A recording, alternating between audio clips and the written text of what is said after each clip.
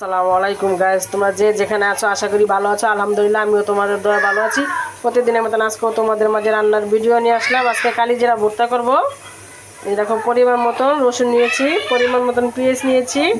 ওখানে যে কড়াই বসিয়ে তেল দিয়ে দিয়েছি, এটা দিয়ে দিচ্ছি। পেঁয়াজ রসুন দেখো ভাজা হয়ে গেছে। এখন দিয়ে দিব 5-6টা শুকনো মরিচ।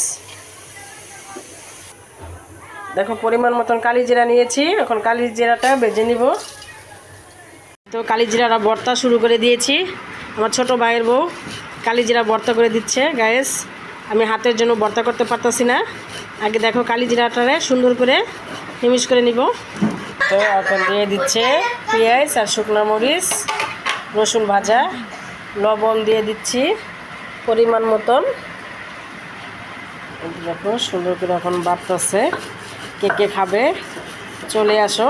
খিচুড়ি আছে, গরুর মাংস আছে, এর সাথে ভর্তার সাথে চলে আসো তাড়াতাড়ি। এই তো কালিজিরা ভর্তাটা হয়ে গেছে।